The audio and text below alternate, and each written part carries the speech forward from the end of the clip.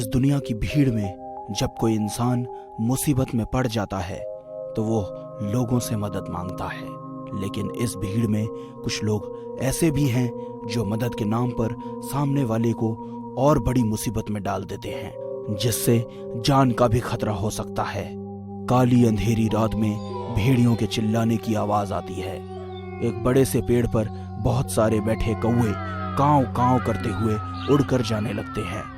Sumit driving seat पर बैठा था। दिशा उसके बगल वाली सीट पर बैठी थी। बेबी, तुम्हें लड़का चाहिए या लड़की? लड़का हो या लड़की, मेरे लिए दोनों ही बराबर हैं। वैसे तुम्हें क्या चाहिए? जो तुम्हारी पसंद वो मेरी पसंद। तभी उड़कर जा रहे कौवे में से एक कौवा कार की ओर मुड़ जाता है और विंड स्क्रीन से टकराकर मर जाता है। विंडशील्ड क्रैक हो जाती है और खून भी लग जाता है। सुमित झट से ब्रेक मारकर कार रोकता है। दोनों कार से बाहर आते हैं। दिशा घबराई हुई है। वहीं सुमित मरे हुए कौवे को देख रहा है। सुमित आगे बढ़ता है और कौवे को उठाकर दूर फेंक देता है। सुमित, मुझे इस रास्ते से जाना ठीक नहीं लग रहा है। ऊपर से तुम्हारी ये खटारा। हम किसी और रास्ते से चलें? बेबी, ये खटारा कार नहीं है बल्कि खानदानी कार है। और बेबी, हम बहुत आगे तक जा चुके हैं, तो और अभी दूसरे रास्ते से जाना मतलब फिर से हमें वापस शहर जाना होगा। अब चलो कार में बैठो, नहीं तो यहीं पूरी रात बितानी पड़ेगी। दोनों कार में बैठते हैं और वहीं से जाने लगते हैं। कार सुनसान घने जंगलों के बीच से होते हुए जा रही होती है। तभी कार अचानक 2-3 झटके के साथ एक जगह पर रुक जाती है। सुमित कार स्टार्ट करने की कोशिश करता है, लेकिन कार स्टार्ट नहीं होती। यह देखकर दिशा का मूड खराब होने लगता है। सुमित दिशा के हाव भाव से समझ जाता है कि वो परेशान हो रही है। कुछ सोचता हुआ सुमित कार से बाहर निकलता है। सुमित कार के फ्रंट पर जाकर बोनट खोलकर फॉल्ट चेक करने लगता है। दिशा भी उसके पास आती है और गुस्से से कहती है, मैंने कहा था हनीमून पर हम किसी और दूसरी कार से चलते हैं, लेकिन नहीं, तुम्हें तो यही आदम जमाने की खटारा कार ले जाना था ना। हो गई ना फिर से खराब। पता नहीं अब हम कब तक गोवा पहुँचेंगे। काम डाउन स्वीट हार्ट, नाराज क्यों होती हो? ये मेरे दादाजी की खरीदी हुई पहली कार है। तुम्हें पता है, हमारे परिवार में जो कोई भी इस कार से हनीमून के लिए जाता है उसे खुशखबरी बहुत जल्दी मिलती है। घबराई हुई दिशा अंधेरे में इधर उधर देखने लगती है, पर अंधेरे के कारण उसे कुछ नजर नहीं आता है। तभी उसके कान के पास कोई आता है। कौन हो तुम? आवाज सुनकर दिशा आवाज की ओर एक झटके से पलट गई, लेकिन उसे आसपास कोई दिखाई नहीं दिया। फिर उसे लगता है कि उसके साथ ये शरारत सुमित ने की है, लेकिन सुमित को अपने आगे खड़ा देखकर दिशा डर से सहम उठती है कि फिर वो आवाज किसकी थी। ये सवाल दिशा के दिमाग में घर कर जाता है। सुमित, मुझे ये जगह कुछ ठीक नहीं लग रही है। हमें यहाँ से जल्दी निकल जाना चाहिए। Don't worry baby, car start होते ही हम चल देंगे।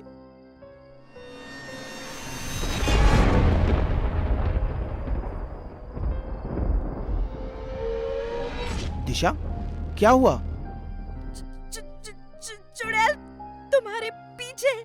सुमित मोबाइल की लाइट ऑन करके देखता है तो उसके पीछे एक बूढ़ी महिला दिखती है। लगातार बिजली कड़क रही है। दिशा को अब भी थोड़ा अजीब लगता है। दिशा, ये चुड़ैल नहीं बल्कि कोई दादी अम्मा है। दादी अम्मा, हमारी कार खराब हो गई है। हमें आज रात यहाँ आसपास कोई रहने की जगह मिल सकती है क्या? सुमित, हमें इस तरह किसी अनजान लोगों से मदद नहीं लेनी चाहिए। ऊपर से ये दादी अम्मा कम चुड़ैल ज्यादा लग रही है मुझे। अब हर कोई तुम्हारी तरह जवान और खूबसूरत तो नहीं लग सकता ना डार्लिंग। डोंट वरी, ये एक बुढ़िया है। इसके खुद के पैर कब्र में हैं। ये भला हमारा क्या बिगाड़ लेगी? पास ही एक डाक बंगला है जहाँ मैं देख रेख का काम करती हूँ। तुम दोनों वहाँ रुक सकते हो। डाक बंगला का दरवाजा अंदर की ओर डरावनी आवाज के साथ खुलता है।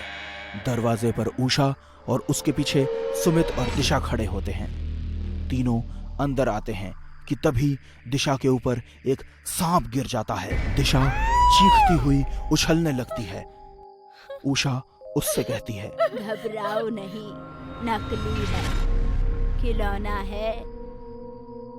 मेरे पोते और पोती इससे खेलते हैं। जाओ, जाकर मुंह हाथ धो लो, मैं खाना लगाती हूँ। सुमित और दिशा एक कमरे की ओर चल देते हैं। उषा जाते हुए उन्हें देखती है। वहीं उसके चेहरे पर चुड़ैल का रूप भी नजर आता है। सुमित और दिशा डाइनिंग टेबल पर बैठकर खाना खा रहे हैं। उषा चुड़ैल के रूप में दोनों को खाते वक्त साइड में खड़ी होकर देखती है और स्माइल करती है। तभी दिशा ग्लास में पानी पीती है और ग्लास जैसे ही टेबल पर रखती है, उसे थाली में खाने की जगह बहुत सारे कीड़े मकोड़े दिखाई देते हैं। वो जोर से चीख उठती है और थाली दूर फेंक देती है और उल्टी करने की कोशिश करने लगती है। दिशा, क्या हुआ दिशा? क्या हुआ? Are you okay? तुमने खाना क्यों फेंक दिया? मेरी थाली में छिपकली, गिरगिट और बहुत सारे कीड़े मकोड़े थे। मैं खाना नहीं, कीड़े मकोड़े खा रही थी। तुम भी ये खाना मत खाओ, फेंक दो सब कुछ। दिशा फेंकी हुई थाली की ओर देखती है तो उसे सिर्फ खाना ही नजर आता है। फिर सुमित दूध का ग्लास लेकर उसे दूध पीने के लिए देता है। दिशा दूध पीने लगती है। तभी उसे लगता है कि वो खून पी रही है। वह ग्लास में देखती है तो दूध लाल दिखाई देता है। वो झट से ग्लास फेंक देती है और खून खून चिल्लाने लगती है। ये तुम क्या कह रही हो दिशा? देखो वहां ना तो छिपकली है, ना ही गिरगिट है और ना ही कोई कीड़े मकोड़े हैं। इट्स ओके, ये लो, दूध पी लो। सुमित इसमें खून है। मुझे खून पिला रहे हो? दिशा, तुम्हें हो क्या गया है? तुम्हारी तबीयत तो ठीक है ना? वो खून नहीं है, दूध है। लगता है तुम कुछ ज्यादा ही थक गई हो। चलो चलकर सोते हैं। सुमित गहरी नींद में सो रहे हैं। दिशा को नींद नहीं आ रही है और वो बेड पर बैठी है। उसकी नजर खिड़की की ओर जाती है तो उसे वहां चुड़ैल खड़ी नजर आती है। जोर जोर से चीखने लगती है। सुमित हड़बड़ाकर उठ जाता है और पूछता है, दिशा क्या हुआ? सुमित और दिशा दोनों खिड़की की ओर देखते हैं पर कोई भी नजर नहीं आता है। सुमित उठकर खिड़की बंद कर देता है और दिशा से कहता है, दिशा, जो कुछ भी तुम देखकर चीख रही हो वो सिर्फ तुम्हारा वहम है और कुछ नहीं। तुम आराम से सो जाओ, सब ठीक हो जाएगा। नहीं सुमित, मेरा बिलीव करो, वहाँ सच में कोई चुड़ैल जैसी थी। मैंने अच्छे से देखा है दिशा, वहां ऐसा कुछ नहीं है। एनीवेज, तुम बहुत घबराई हुई हो, मैं तुम्हारे लिए पानी लेकर आता हूँ। सुमित किचन की ओर जाता है। वहां फ्रिज रखा हुआ है। सुमित पानी निकालता है और फ्रिज का डोर बंद करके वापस मुड़ता है कि उसे लगता है कि उसने कुछ देखा है। वो फ्रिज वापस खोलता है और वो बुरी तरह हैरान रह जाता है। फ्रिज में एक कटा हुआ सर रखा हुआ नजर आता है। सुमित बुरी तरह से डर जाता है। तभी दिशा की चीख सुनाई देती है। सुमित आवाज की ओर देखता है। सुमित, वो फिर आई थी। सुमित, प्लीज मेरा विश्वास करो, वो फिर आई थी। वो चुड़ैल ही है। तुम सही कह रही हो, ये जगह सही नहीं है। मैंने भी फ्रिज में किसी इंसान का कटा हुआ सर देखा है। चलो निकले यहाँ से। सुमित और दिशा गेट की ओर भाग रहे हैं, लेकिन जैसे ही वो दोनों गेट के पास पहुंचते हैं तो गेट अपने आप बंद हो जाता है। दोनों को समझ नहीं आता कि अब क्या करें। दिशा पीछे पलटकर देखती है। तभी बिजली कड़कती है। उस बिजली की रोशनी में दिशा को उस घर की छत पर चुड़ैल उड़ते हुए दिखाई देती है। उसकी आंखें डर के मारे फटी की फटी रह जाती हैं। सुमित भी ऊपर देखता है तो उसकी भी हालत खराब हो जाती है, क्योंकि दोनों के सर पर मौत जो खड़ी थी। छत पर उषा बेहद डरावनी चुड़ैल के रूप में दिखाई दे रही थी। वो जोर जोर से हंसने लगती है। आज तक इस बंगले से बाहर कोई बचकर नहीं भाग पाया, तुम दोनों क्या जाओगे? हंसते हुए चुड़ैल दोनों की ओर बढ़ती है। सुमित और दिशा घबराकर पीछे की ओर भागते हैं, लेकिन तभी चुड़ैल अपने दोनों हाथ लंबे करती है और उसके हाथ पीठ से उनके अंदर घुस जाते हैं और पेट फाड़ देते हैं। दोनों वहीं पर मर जाते हैं और चुड़ैल हंसने लगती है। इंसान को कभी भी राह चलते अनजान लोगों से मदद नहीं लेनी चाहिए, अन्यथा कभी भी कहीं भी जान से हाथ धोना पड़ सकता है।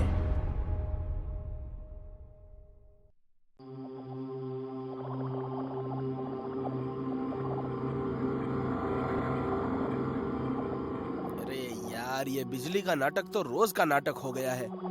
थोड़ा सा भी मौसम खराब हुआ नहीं कि ये रूट कर न जाने कौन से मायके चली जाती है। कभी कभी ऐसा लगता है जैसे हम बंगलों में नहीं, किसी भूत बंगलों में रहते हैं। सही कहा।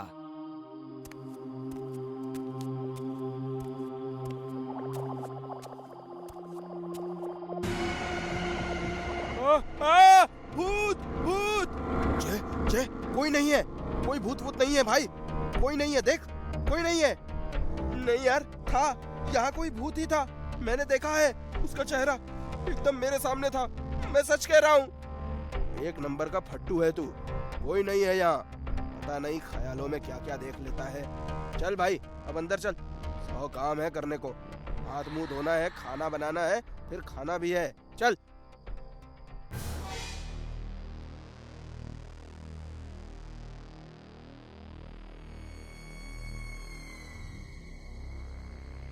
यार, तुम लोगों को पता है, मुझे प्राइवेट नौकरी गिरी वाली नौकरी करने का जरा भी दिल नहीं करता।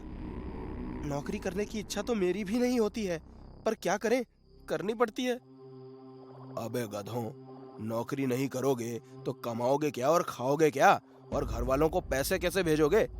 पैसे पेड़ पे तो उगते नहीं कि जब चाहे उछले और तोड़ लिया।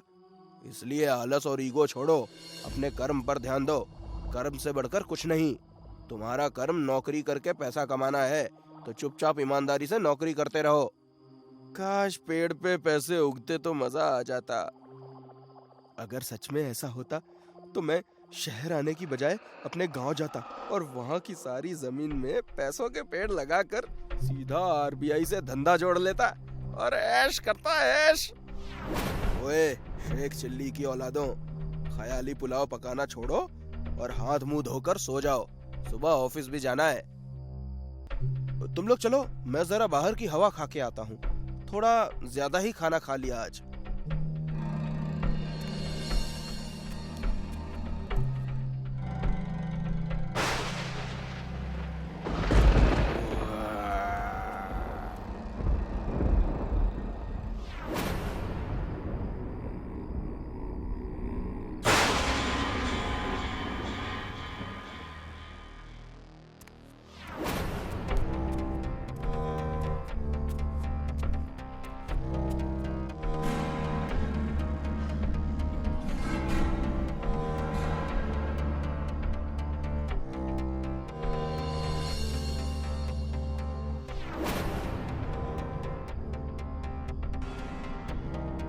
इतने सारे पैसे, पैसे ही पैसे, साला मैं तो अमीर बन गया।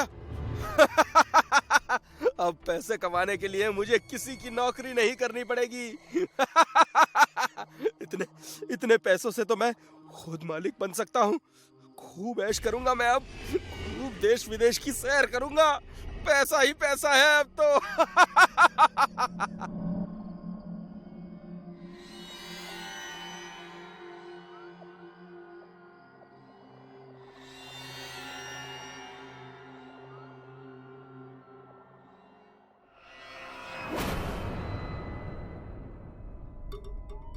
अबे ये क्या है, तैयार क्यों नहीं हुआ? ऑफिस नहीं जाना है क्या? नहीं जाना, ये नौकरी गिरी अपने बस की बात नहीं है, इसलिए मेरा ये रेजिग्नेशन बॉस के मुंह पे मार देना। मजाक छोड़ और जल्दी से तैयार हो जा। ये मजाक नहीं है मेरे दोस्त, ये तो मेरे दिव्य चक्षु खुलने वाली बात है। दिव्य चक्षु खुलना मतलब आंखें खुल गई हैं मेरी मेरे दोस्त।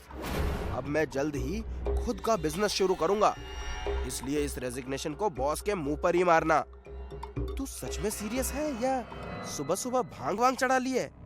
जब किसी इंसान को उसकी सच्ची राह मिल जाती है ना, तो उसका मजाक ऐसे ही उड़ाया जाता है जैसे तू उड़ा रहा है। लेकिन अब बस भाई, मुझे अपनी लाइफ में कुछ बड़ा करना है, जिसका समय आ गया है। मैं तो कहता हूँ तुम दोनों भी नौकरी छोड़ो और मेरे साथ जुड़ जाओ, पार्टनर बन जाओ मेरे। स्टार्टअप के ऐसे झंडे गाड़ेंगे कि करोड़ों की कंपनी को अरबों की कंपनी बना देंगे। बोलो क्या कहते हो? देख भाई, सच कहूँ तो मुझे लग रहा है कि कल रात तुझे बहुत तेज बुखार हुआ था, जो तेरे सर पर चढ़कर नाच नहीं रहा बल्कि तांडव कर रहा है, तांडव। तू आज आराम कर और आराम से सोच कि तू क्या बोल रहा है। हम शाम को मिलते हैं, चल बे। Hello, Bombay hotel? आपके यहाँ चिकन और पनीर के जितने भी आइटम बनते हैं सारे एक एक प्लेट, और साथ में chocolate ice cream, gulab jamun, orange juice, मलाई लस्सी जल्दी से व्हाइट हाउस रोड में बंगलो नंबर 1 में भेज दीजिए।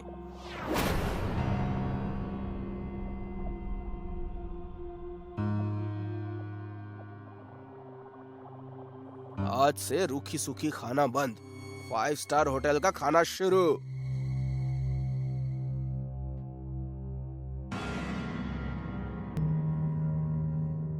वाह, क्या खाना था यार, मजा आ गया।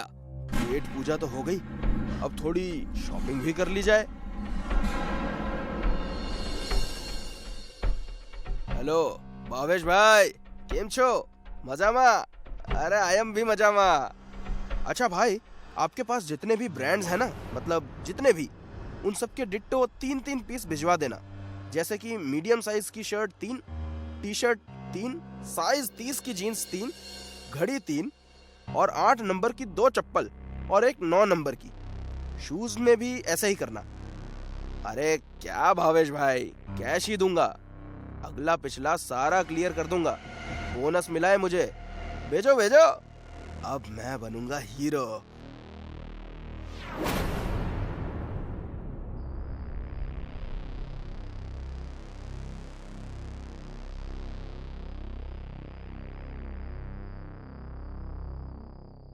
ये नए जूते चप्पल और कपड़े देखकर तो सुभाष और जय भी बहुत खुश हो जाएंगे। पैसा भी क्या खेल खेलता है, कमाल होता है ये पैसा यार, कमाल होता है। अरे पैसा आया नहीं कि सोफे ने भी रंग दिखा दिए। अभी ठीक करता हूँ इस सोफे के बच्चे को। Hello Agarwal furniture? हाँ, थोड़ा इधर, थोड़ा उधर, बस बस बस, ये ठीक है। हाँ, ये लो पैसे, और ये 500 मेरी ओर से टिप। Thank you.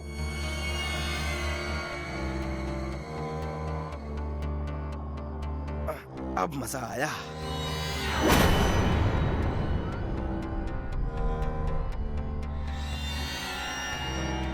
अबे ओए, ये 2 नमूने कौन थे? अरे आओ आओ मेरे दोस्तों, तुम्हारा ही इंतजार कर रहा था मैं। और वो कोई और नमूने नहीं थे भाई, ये सोफे छोड़ने आए थे, मैंने खरीदा है। कैसा है, अच्छा है ना?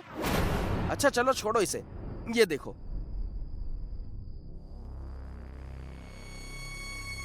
अबे क्या है ये सब, और इतना सारा सामान किसका है? कुछ मेरा और कुछ तुम दोनों का। हमारा? हैरान होने की जरूरत नहीं है और ना ही टेंशन लेने की जरूरत है, सब कैश पर लिया है। तेरी कोई लॉटरी लगी है क्या, या घर वालों से पैसे मंगवाकर शहंशाह बना फिर रहा है तू, या कोई खजाना हाथ लग गया तेरे? सुबह से अजीब ही बर्ताव कर रहा है तू। अरे मेरे भाई, तुम्हें जो समझना है समझ लो और अपनी अपनी चीजों को एंजॉय करो। अमर सच सच बता, तूने किसी चोर गैंग को ज्वाइन तो नहीं कर लिया है? मतलब ये सामान तूने चोरी के पैसों से खरीदा है ना? कर दी ना इंसल्ट की बेइज्जती यार। ध्यान से देखो यार मेरी इस प्यारी सी शक्ल को, लगता हूँ क्या मैं तुम्हें चोर किसी भी एंगल से? है नहीं ना? फिर अच्छा, अब ये जवाब सवाल छोड़ो यार और अपना अपना सामान चेक कर लो। फिटिंग विटिंग ऊपर नीचे होगी तो बदल लेंगे, आखिर कोरे कोरे नोट दिए हैं। अरे बैठो भी यार।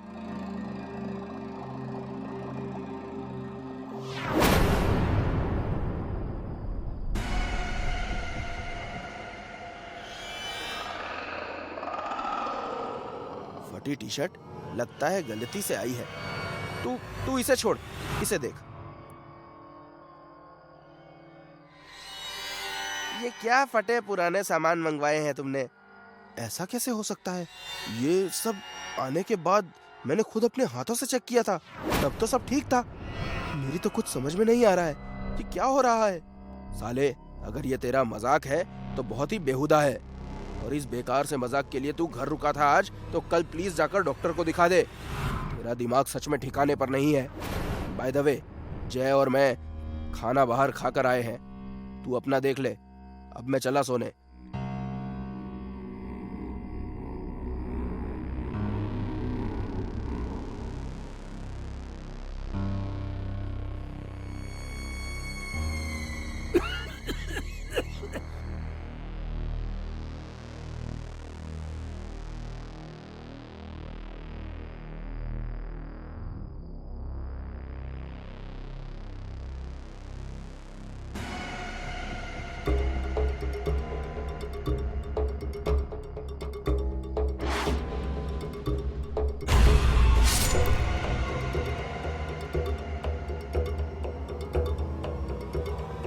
अबे यार अमर, ना अंदर है ना बाहर ना टॉयलेट में, इतनी सुबह सुबह ये कहाँ चला गया? छोड़ ना यार, आज अपनी टर्न है ना सफाई की, वही करके चलते हैं ना यार।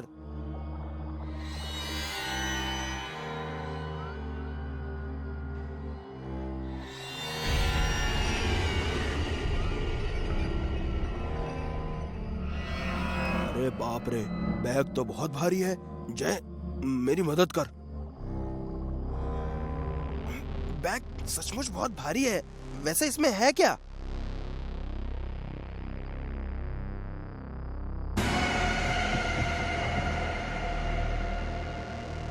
इतने सारे पैसे?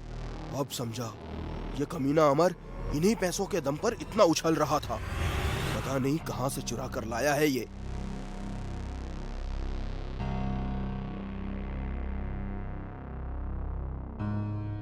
क्या लिखा है इसमें? किसी गिरधर नाम के आदमी का एड्रेस है। मेरे ख्याल से ये पैसे उसी के हैं।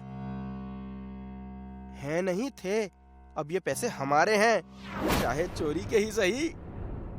पागल मत बन, दूसरों के पैसों पर गलत नियत डालना अच्छी बात नहीं है।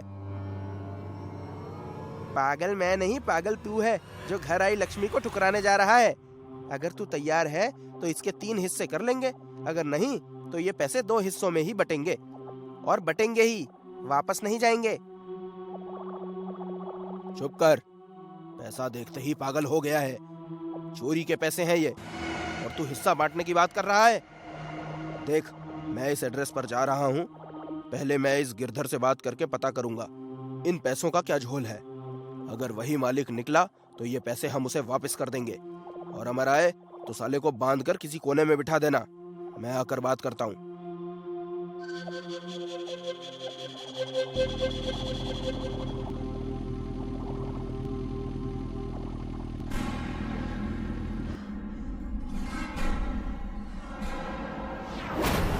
जी कहिए, किससे मिलना है आपको?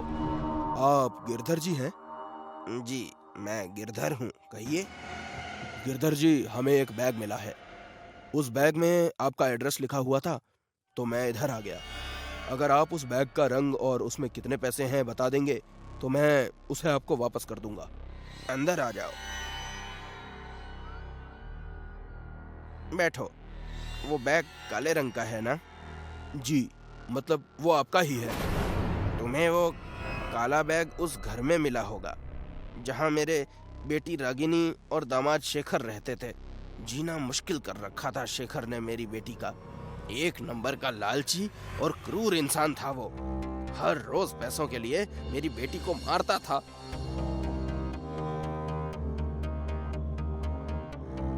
अगर अपनी बेटी को खुश देखना चाहता है बुड्ढे, तो पैसा ला कर दे मुझे। इसलिए मजबूर होकर मैंने अपनी बेटी की खातिर एक दिन अपनी सारी प्रॉपर्टी बेच दी, और फिर सारे पैसों को उस काले बैग में भरकर उसे दे आया। मुझे लगा था कि ऐसा करके मैंने अपनी बेटी के लिए खुशियां खरीद ली है, उसके लिए हंसती खेलती जिंदगी खरीद ली है। मगर उस कमीने इंसान ने वो पैसा लेकर भी मेरी बेटी को नहीं छोड़ा।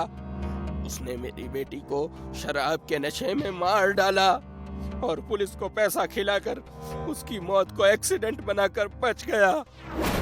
गिरधर जी, अगर आपकी ये बात सही है तो मेरा दोस्त अमर गायब हो चुका है, और कल से जो उसका व्यवहार था उससे तो यही पता लग रहा था कि उसे वो बैग मिल चुका है। गिरधर जी, आप जल्दी चलिए, नहीं तो मेरा दोस्त जय मारा जाएगा। चलिए जल्दी।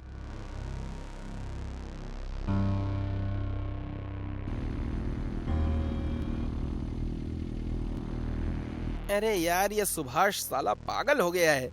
जो घर आई इतनी सारी लक्ष्मी को वापस करने की सोच रहा है। मेरा दिल ही बैठा जा रहा है इतने पैसों को वापस देने का सोचकर। नहीं नहीं, चाहे कुछ हो जाए, मैं इसे वापस नहीं करने दूंगा। मैं इसे लेकर भाग जाता हूँ। अमर भी गया तेल लेने, वैसे भी उसने भी तो ये पैसे मुझसे छुपा लिए थे।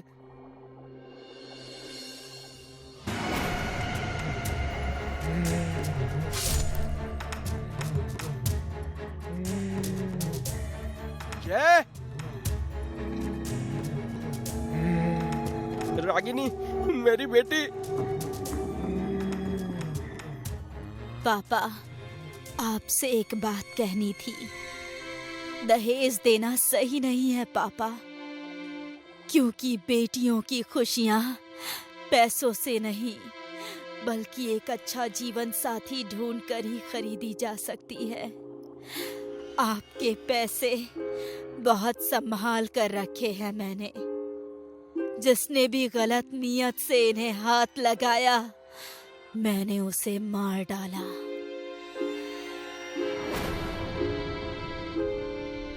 मेरी बच्ची रागिनी, मुझे माफ कर दे बेटा। मैंने ही शेखर को तेरे लिए चुना था। बहुत बड़ी गलती हो गई मुझसे, माफ कर दे बेटा।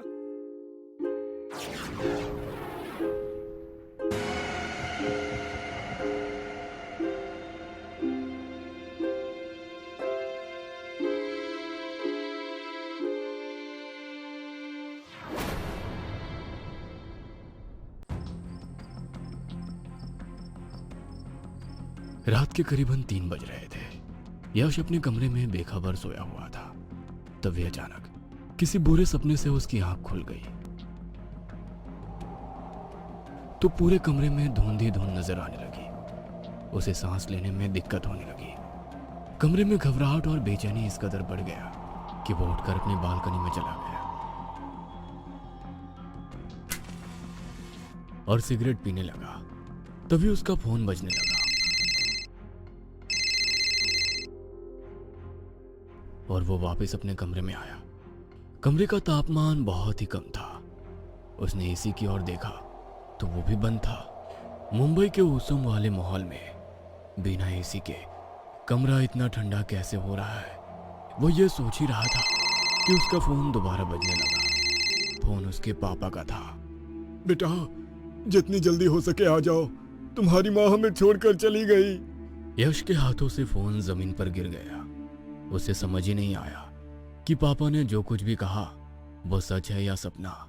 शायद ये बेचैनी और घबराहट माँ के कारण ही हो रही थी, क्योंकि संतान और माँ के दिल के तार तो बच्चे के जन्म से पहले ही जुड़ जाते हैं। उसने अपनी अलमारी से 2 जोड़े कपड़े निकालकर अपना बैग पैक किया और कार से रात में ही गांव की ओर निकल गया।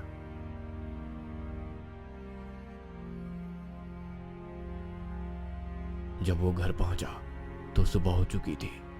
सभी रिश्तेदार भी इकट्ठा हो चुके थे। मां की अंतिम यात्रा शमशान ना पहुंचकर एक कब्रिस्तान में पहुंची।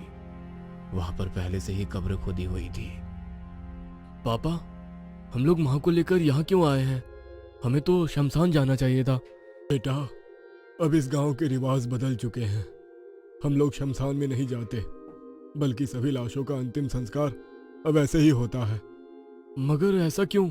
यदि माँ का विधि में अंतिम संस्कार नहीं हुआ और उनकी अस्थियों को गंगा में विसर्जन नहीं किया गया तो उन्हें मुक्ति कैसे मिलेगी? बेटा, ज्यादा सवाल मत कर, हमें यहाँ से जल्दी निकलना होगा। यश के मना करने के बावजूद वे लोग यश की मां को कब्रिस्तान में दफना कर आ गए। यश को कुछ भी समझ में नहीं आ रहा था कि ये सब क्या हुआ।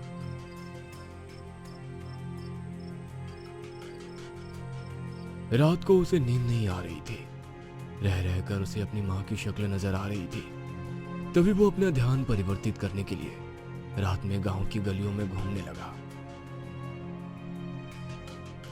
तभी उसे पायल की आवाज आने लगी। उसने उस आवाज की तरफ घूमकर देखा तो वहां पर कोई नहीं था। आवाज धीरे धीरे तेज हो रही थी। ऐसा लग रहा था मानो कोई दबे कदम उसकी तरफ ही बढ़ रहा था। अचानक उसे तेज धक्का लगा और वो जमीन पर गिर गया। और फिर जैसे ही वो उठा, किसी ने जमीन से उसे 4 फीट ऊपर उछाल दिया और वो फिर जमीन पर गिर गया। वो आसपास देखने लगा मगर कोई भी नजर नहीं आया।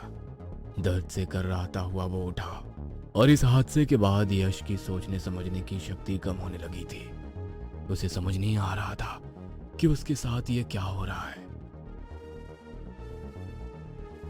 वह घर जाकर चुपचाप सो गया। उसके पिता जो वहीं पर सो रहे थे, उन्होंने एक बार उसकी तरफ देखा मगर कुछ नहीं कहा। यश बिस्तर पर सारी रात सोचता रहा कि अभी जो कुछ भी हुआ उसके पीछे क्या वजह हो सकती है। सारी रात उसे नींद नहीं आई। सुबह थोड़ी देर नींद लगी थी कि मंदिर में होने वाली आरती की आवाज उसके कानों में पड़ी। वह तुरंत अपने बिस्तर से उठा और नहाकर सीधे मंदिर पहुंच गया। मंदिर में होने वाली आरती में शामिल होकर कुछ देर उसके मन को बहुत सुकून मिला। ऐसा लगा मानो रात की सारी परेशानियां और थकान उसके जहन से उतरती जा रही थी। पंडित जी उसे आरती देने लगे तो उसकी शक्ल देखकर कुछ पल के लिए खामोश हो गए और फिर उसके सर पर हाथ रखकर बोले, बेटा, आने वाले 10 दिन तुम्हारी जिंदगी में बहुत भारी है। तुमने कल जो गलती की है वो उस कारण वापस लौट कर आ जाएगी। मैंने कौन सी गलती की है? कौन लौट कर आ जाएगा? आप साफ साफ बताइए। कुछ अघोरी और ओझाओं के प्रभाव में आकर इस गांव के लोग अपनी संस्कृति और सभ्यता को भूल रहे हैं और पश्चिम संस्कृति को अपनाकर अपने लोगों का अंतिम संस्कार कर रहे हैं। उन्हें ऐसा लग रहा है कि ऐसा करने से उनके घर के सदस्य वापस लौट कर आ जाएंगे, मगर उन्हें नहीं पता कि इस गांव पर बहुत बड़ी विपदा होने वाली है और कल इसकी शुरुआत हो चुकी है। हो सके तो अपनी माँ का अंतिम संस्कार कर उनकी आत्मा की शांति की प्रार्थना करना। हरि ओम। पंडित जी की बात सुनकर यश ने मन बना लिया था कि आज वो अपनी माँ का अंतिम संस्कार करके रहेगा। इस बारे में अपने पापा से बात करने के लिए वो घर लौट आया मगर घर पर कोई नहीं था। उसने अपने पापा को फोन लगाया तो फोन नॉट रीचेबल था। वो खुद ही घर से फावड़ा लेकर अपनी माँ की लाश को कब्र से निकालने के लिए कब्रिस्तान पहुंच गया। वहां का नजारा देखकर हैरान रह गया। उसकी माँ की लाश कब्र से बाहर निकली हुई थी और उसके पिता कुछ तांत्रिकों के साथ मिलकर किसी तंत्र क्रिया को अंजाम दे रहे थे। उल्लू और चमगादड़ वहां पर बहने की आवाज निकाल रहे थे। आसमान से खून की बारिश होने लगी। यह दृश्य देखकर यश की हिम्मत जवाब दे गई, मगर वहां मौजूद दूसरे सभी लोगों के चेहरे पर चमक थी। तभी उस लाश ने अपनी आंखें खोल दी और उठकर बैठ गई। अपनी मां को जिंदा देखकर यश थोड़ा हैरान भी था और परेशान भी कि यह कैसे संभव है। पूरी प्रक्रिया यश के लिए एक राज थी, मगर यश के पिता इस बात से अनजान थे कि तांत्रिकों ने उसकी मां के शरीर में एक शैतानी रूह का वास किया है। उसकी मां नहीं बल्कि एक शैतान बन चुकी थी। उसने अपनी लाल आंखों से यश की तरफ देखा। यश जिस पेड़ के पीछे छिपा था वह पेड़ जलकर राख हो गया। यश अब सबके सामने मौजूद था। हम तो सोच रहे थे केवल एक इंसान को ही मारकर यहाँ पर दफनाना होगा, मगर हमारी इस क्रिया के 2 गवाह हो गए हैं। इन दोनों को पकड़ो और यहीं पर जिंदा दफना दो। तांत्रिक के कहने पर वहां मौजूद 4 लोग उठे और यश और उसके पापा को पकड़ लिए। यह सब क्या है? और यदि मेरी मां सच में जिंदा हो गई है तो तुमने हमें क्यों पकड़ रखा है? मरकर कभी कोई जिंदा हुआ है क्या? जो अब होगा वो तो हमारा फैलाया हुआ भ्रम था जिसमें तुम सब लोग फंस गए। कई लाश यहाँ पर दफन हुई मगर किसी के भी शरीर में शैतान दाखिल नहीं हो पा रहा था। वो सब लाशें हमारे लिए बेकार थी, मगर हमारे पिछले 5 सालों की मेहनत रंग लाई। आज देखो शैतान जिंदा हो गया। कहते हुए वो तांत्रिक जोर जोर से हंसने लगा। अब बस 2 दिन और उसके बाद इस दुनिया पर शैतान का साम्राज्य होगा। कहते हुए उस तांत्रिक ने उन दोनों के सर पर वार किया और उन दोनों को वहां गड्ढे में दफना दिया। यश के पिता की तो उसी वक्त मौत हो गई थी, मगर यश जिंदा था। उन लोगों ने उसे जिंदा ही दफना दिया और वहां से चले गए। उन लोगों के जाने के बाद मंदिर के पुजारी ने तुरंत वहां गड्ढा खोदकर यश को बाहर निकाला और अपने साथ मंदिर में ले आए।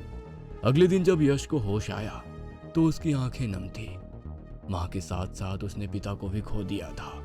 बेटा, तुम्हें उन लोगों से अपनी मां के शव को हर हाल में प्राप्त करना होगा और उसका अंतिम संस्कार ही इस पूरी समस्या का हल है। मगर तुम जितना सोच रहे हो वो उतना आसान नहीं है। वो लोग इस वक्त साधना में होंगे। यही वक्त है जब तुम अपनी मां के शव को हासिल कर सकते हो। ये लो रुद्राक्ष की माला और पवित्र त्रिशूल, ये तुम्हारी हर मुसीबत में रक्षा करेगा। पुजारी के कहने पर यश मां दुर्गा को प्रणाम करके कब्रिस्तान की ओर निकल गया। वहां देखा तो उन लोग उसकी मां की शव को बीच में रखकर कुछ विशेष अनुष्ठान कर रहे थे। जैसे ही उन लोगों को यश के वहां होने का एहसास हुआ, उन्होंने आहुति में खून डाला। आसमान से पत्थरों की बरसात होने लगी। वे पत्थर यश के ऊपर गिर रहे थे। पत्थरों की बरसात से यश घायल होने लगा था, मगर उसे अपनी मां को शैतान बनने से बचाना था, इसलिए वो आगे बढ़ता रहा। उल्लू और चमगादड़ तेजी से चीख रहे थे। आंधी के झोंके के साथ मिट्टी उड़कर उसकी आंखों में जा रही थी। दूसरी तरफ तांत्रिक अपनी साधना में लीन थे। तभी यश भगवान का नाम लेने लगा और आगे बढ़ने लगा। जैसे जैसे वो आगे बढ़ रहा था, उसने वहां मौजूद अपनी मां के शव को तुरंत रुद्राक्ष की माला पहनाई और मुख्य तांत्रिक पर त्रिशूल से वार कर दिया। जैसे ही उस त्रिशूल से वार किया, यश की मां के गले में रुद्राक्ष की माला होने के कारण बुरी तरह से तड़प रही थी। यश ने उस त्रिशूल को लिया और अपनी मां के सीने में भी डाल दिया। उसकी मां के शरीर से भी एक काला धुआं बाहर निकला और पूरे कब्रिस्तान में जो हलचल मची हुई थी खामोश हो गई। तांत्रिक के सहयोगी डर से वहां से भाग गए। तब तक पुजारी और दूसरे गांव के लोग वहां पर आ गए थे। पुजारी ने सभी लोगों को हकीकत बताई। तब गांव के सभी लोगों ने मिलकर यश की मां का और तांत्रिक की लाश का भी अंतिम संस्कार किया। हमारे कई वेद और शास्त्र में इंसान को पूजनीय देने का तरीका है, मगर कुछ राज को राज रहने दिया जाए तो सही रहता है।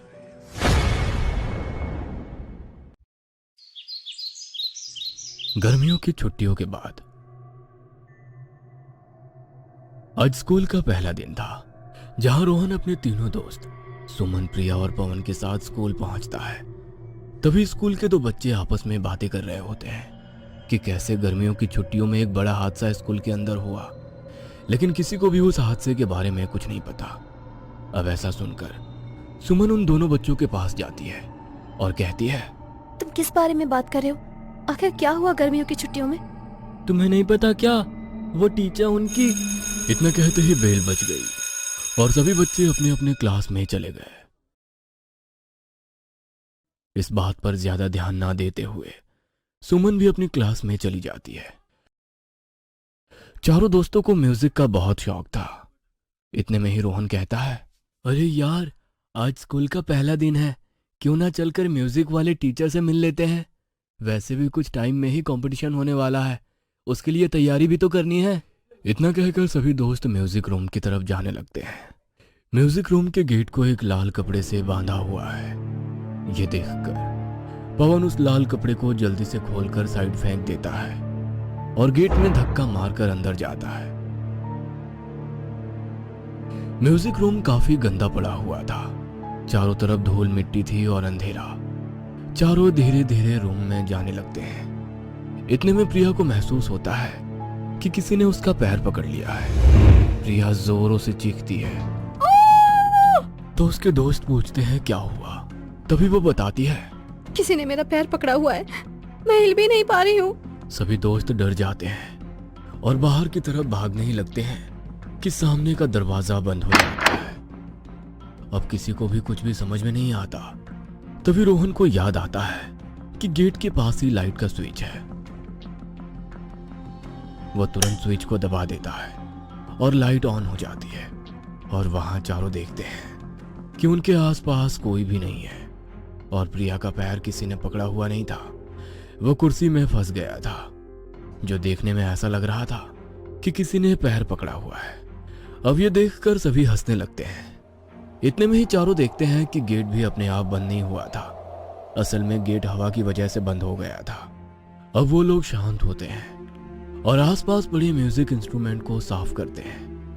इतने में ही लाइट चली जाती है। तभी प्रिया कहती है, यार मुझे यहाँ कुछ ठीक नहीं लग रहा है, चलो क्लास में चलते हैं। ऐसा कहकर चारों अपने अपने क्लास में जाने लगते हैं। तभी सामने से गेट खुलता है और एक आदमी खड़ा होता है, जिसे देख चारों डर कर पसीना पसीना हो चुके थे। तभी रोहन पूछता है, तुम कौन हो, ऐसे क्यों खड़े हो? लेकिन आदमी कुछ नहीं बोलता। इतने में लाइट आ जाती है तो वो सभी देखते हैं कि ये तो उनके म्यूजिक टीचर नामित है, जिन्होंने हेडफोन लगा रखा है, इसलिए उनको रोहन की आवाज सुनाई नहीं दी। बच्चों को ऐसा डरा देखकर टीचर नामित कहता है, तुम लोग यहाँ पर क्या कर रहे हो? म्यूजिक रूम तो काफी टाइम से बंद पड़ा है। सर, हम लोगों को कंपटीशन की तैयारी करनी थी तो सोचा आज के दिन से ही शुरू कर दें, लेकिन जब यहाँ पर आए तो देखा म्यूजिक रूम की हालत तो काफी खराब है।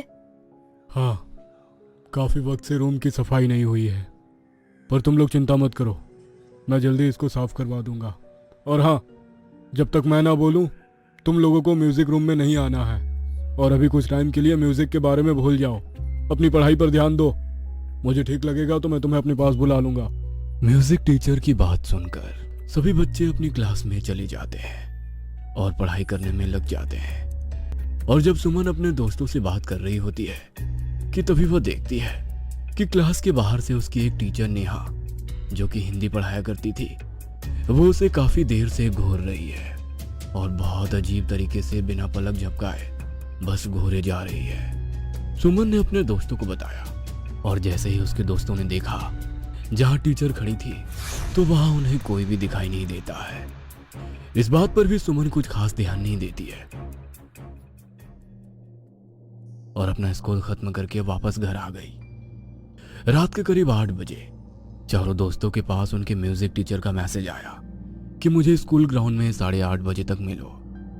अब टीचर का मैसेज देखकर सारे बच्चे खुशी खुशी स्कूल जाने के लिए निकल जाते हैं। तभी उनके पास एक और मैसेज आता है कि पीछे वाले गेट से आना, क्योंकि मेन गेट पर चौकीदार होगा। इस पर सभी बच्चे स्कूल के पीछे वाले छोटे गेट से अंदर की तरफ आते हैं और ग्राउंड में अपने टीचर का इंतजार करने लगते हैं कि उन्हें पास में एक बास्केटबॉल मिलती है। और चारों डिसाइड करते हैं कि जब तक टीचर आते हैं क्यों ना बास्केटबॉल खेल लेते हैं। तभी प्रिया देखती है कि स्कूल की बिल्डिंग में कोई परछाई घूम रही है, जो काफी तेजी से इधर से उधर जा रही है। ये देखकर वो काफी हैरान हो जाती है, क्योंकि इस वक्त स्कूल में कोई भी नहीं है इन चारों के अलावा, और अगर कोई होता भी तो इतनी तेजी से कैसे भाग सकता था। वो अपने सभी दोस्तों को बुलाती है और देखने को कहती है, लेकिन जैसे ही उसके दोस्त देखते हैं वहां उन्हें कोई भी परछाई नहीं दिखाई देती। और इतने में ही सभी को स्कूल की बिल्डिंग पर एक और औरत दिखाई देती है। इतनी रात को ऐसे औरत को खड़ा देखकर सभी डर जाते हैं और जोर जोर से उसको आवाज देने लगते हैं। और तभी वो औरत वहां से गायब हो जाती है। सभी डर जाते हैं और उन्हें लगता है कि कहीं वो औरत नीचे ना गिर गई हो, इसीलिए सभी भागते हुए जाते हैं, लेकिन वहां उन्हें कोई दिखाई नहीं देता। इस पर पवन कहता है, ये सब क्या था? वो औरत कहाँ गायब हो गई? ऐसा कैसे हो सकता है? कहीं कोई हमारे साथ प्रैंक तो नहीं कर रहा? इतने में ही वहां पर सीटी बजाते हुए और डंडा लेकर एक गार्ड आता है, जो उनको डांटते हुए कहता है, तुम बच्चे इतनी रात में यहाँ क्या कर रहे हो? तुम स्कूल के अंदर कैसे आए? आज के बाद यहाँ दिखाई मत देना, वरना मैं तुम्हारी कंप्लेंट प्रिंसिपल से कर दूंगा। ऐसा कहकर वो सभी बच्चों को वहां से बाहर निकाल देता है। उनके जाने के बाद गार्ड जैसे अपनी कुर्सी पर बैठने के लिए जाता है, वहां एक लाश बैठी हुई थी जो काफी खौफनाक लग रही थी। गार्ड डरते हुए पीछे होता है, तभी उसके कंधे पे कोई सड़ा हुआ हाथ रखता है जिसमें से खून निकल रहा था। गार्ड डरते हुए पीछे मुड़ता ही है कि वो भूत उस गार्ड को मार देता है।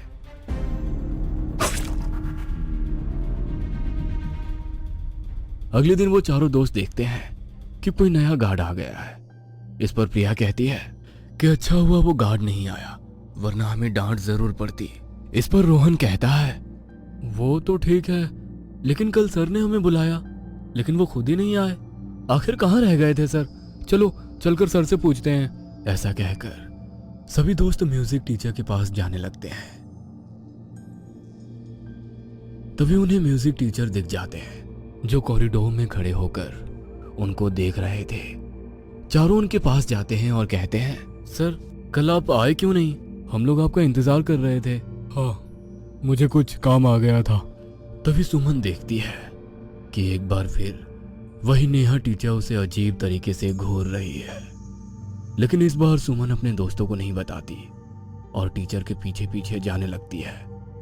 वह टीचर आगे आगे जाते हुए एक न्यूज एरिया में जाती है, जहां पर स्कूल की सारी न्यूज और आर्टिकल्स रखे होते हैं। वहां जाकर टीचर अचानक ही कहीं गायब हो जाती है और ये देखकर सुमन डर जाती है। सुमन वहां से जाने लगती है। तभी उसके पैर में न्यूज़पेपर गिरता है। उस न्यूज़पेपर को उठाकर सुमन पढ़ना शुरू करती है तो वो देख के हैरान हो जाती है कि जिस टीचर को 2 दिन से वो स्कूल में देख रही है, उस टीचर की डेथ तो 40 दिन पहले ही हो चुकी थी इस स्कूल की बिल्डिंग से गिरकर। अब ये देख सुमन बहुत डर जाती है और पेपर को लेकर अपने दोस्तों के पास जाने लगती है, लेकिन वो देखती है कि उस टीचर की आत्मा उसको अब हर जगह दिखने लगती है। वो डर कर किसी को कुछ नहीं बताती और स्कूल के बाद अपने घर चली जाती है, लेकिन अब वो आत्मा सुमन का पीछा करने लगी थी। सुमन ने अपने दोस्तों को सारी बात बता दी। सुमन रात में अपने सभी दोस्तों के साथ स्कूल जाती है इसका पता लगाने के लिए। जैसे ही वो सभी स्कूल के हॉल में आते हैं, वहां की लाइट ऑन ऑफ होने लगती है और अब सभी को मरी हुई टीचर की आत्मा दिखाई देने लग जाती है, जो दिखने में काफी खौफनाक थी। उसके सर से खून बह रहा था।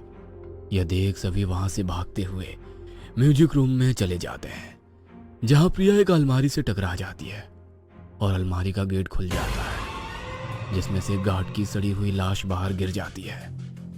यह देख सभी दोस्त चीखने लगते हैं और अब वहां की लाइट भी ऑफ हो जाती है। तभी पवन कहता है जरूर इस गार्ड को उसी आत्मा ने मारा होगा जो हमारे पीछे पड़ी है। जल्दी से भागो यहाँ से, वरना सभी मारे जाएंगे। इसके बाद सभी दोस्त भागते हुए स्कूल के गेट के पास आते हैं और बाहर जाने ही वाले होते हैं कि तभी पीछे से उनका म्यूजिक टीचर आता है और कहता है क्या हुआ? तुम सभी ऐसे क्यों भाग रहे हो? यह सुन सभी रुक जाते हैं और टीचर को देख उनको कहते हैं सर, वो आत्मा हम सभी को मारना चाहती है, आप भी चलो यहाँ से। सर, उसने गार्ड को भी मार दिया, आप चलो यहाँ से। म्यूजिक टीचर उनकी बात मान ही नहीं रहा था और कहता है अरे यहाँ कोई आत्मा नहीं है, तुम्हें वहम हुआ है। चलो आओ, मैं तुम्हें दिखाता हूँ, आओ मेरे साथ। अब ये सुन प्रिया सर के पास जाने लगती है। उसको रोकने के लिए रोहन और पवन जैसे वापस स्कूल के गेट के अंदर जाते हैं, वो वहीं फंस जाते हैं। उनके पैर हिल तक नहीं पा रहे थे। सुमन, तुम भाग जाओ, हम दोनों यहाँ फंस गए हैं, तुम जाओ यहाँ से। इतने में एक और न्यूज़पेपर उड़ता हुआ सुमन के पास आता है, जिसमें लिखा था कि म्यूजिक टीचर ने एक नेहा नाम की टीचर पे काला जादू करके उसको मार दिया और उसके बाद खुद भी खुदकुशी कर ली। तभी वो ये बात अपने सभी दोस्तों को बता देती है। उसके बाद म्यूजिक टीचर देखते ही देखते एक खौफनाक भूत में बदल जाता है और एक झटके में ही वो प्रिया को मार देता है। और अब ये देखकर सुमन अपने दोस्तों को बचाने के लिए भागती है। तभी टीचर का भूत उसको उठाकर दूर फेंक देता है और उसके बाद पवन और रोहन को मारने के लिए दोनों को स्कूल की छत पर लेकर जाने लगता है। तभी अचानक ही सुमन को याद आता है कि जब म्यूजिक रूम में गलती से गिटार पे पैर लग गया था तो उसके म्यूजिक टीचर भी वहीं थे और उनको भी दर्द हुआ था। तो वो भागते हुए जाती है और गिटार को लेकर छत पे आ जाती है, जहां उसके दोस्त हवा में लटक रहे थे। तभी वो गिटार को भूत के सामने तोड़ देती है, जिस पर भूत दर्द से चिल्लाने लगता है ऐसा मत करो, वरना मैं सभी को मार दूंगा। रख दो उस गिटार को वापस रखो उसे। लेकिन सुमन बिना डरे गिटार को तोड़कर जमीन पर फेंक देती है, जिसके बाद उस गिटार में आग लग जाती है और टीचर भूत भी जलकर मर जाता है और उसके दोस्तों को अच्छी टीचर की आत्मा बचा लेती है और तीनों वापस अपने घर चले जाते हैं।